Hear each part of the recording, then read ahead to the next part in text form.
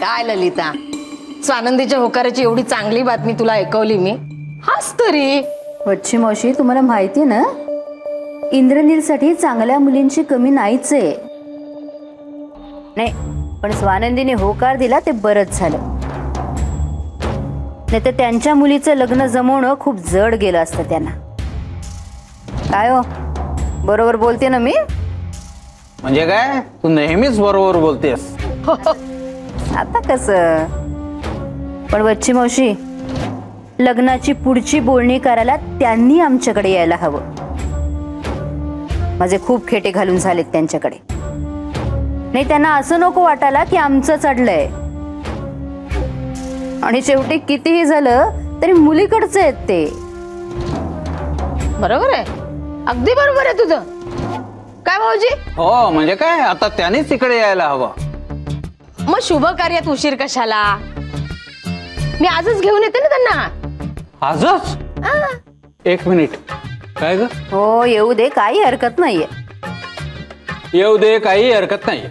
वा, वच्छी मावशी, आणि सगळ्यांनाच घेऊन या. त्यांना पण दिसू दे ना आमची श्रीमंती, आमचं वैभव. काय चालेल, मग घेऊन येते मी. आता निघते मी. हा भाऊजी, येते.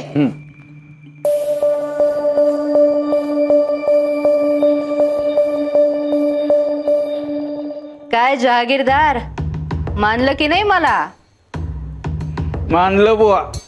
तू म्हणजे जणू काय मेहरबानीच करतेस देशपांड्यांवर, त्यांची मुलगी या घरात पत्करून. अहो, तसंच दाखवायचं असतं. मोठी माणसं आहेत ती. आपली पूर्ण छाप पडायला हवी त्यांच्यावर.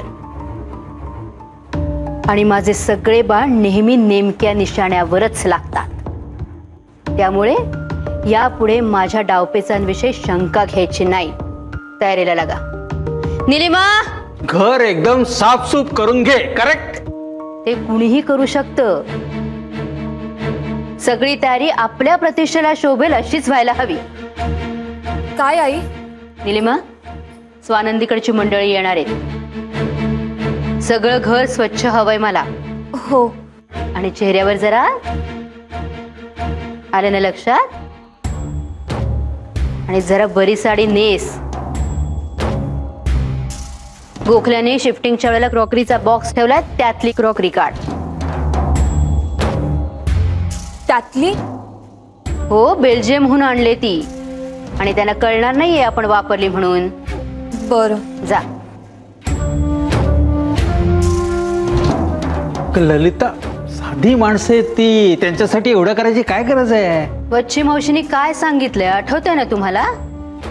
त्याच साध्या माणसांनी भिंतीत आणि गादीत पैसा लपवून ठेवलाय. आपली श्रीमंती दिसायलाच हवी त्यांना. तुम्ही आनंद डेकोरेटर्सला फोन करा. कशाला? त्याच्याकडे सजावटीचं सामान मिळतं. हा, तोरण, पताका, रोषणाई करू मस्तपैकी घरात. मोठा विचार करताच येत नाही का? त्या डेकोरेशनच्या वस्तू खूप महाग असतात. त्या भाड्याने मागवायच्या असतात. भाड्याने? हो, आपली श्रीमंती दिसल्याशिवाय मुलगी देणार नाहीत ते. बाळू, पाहुणे येणार आहेत घरी.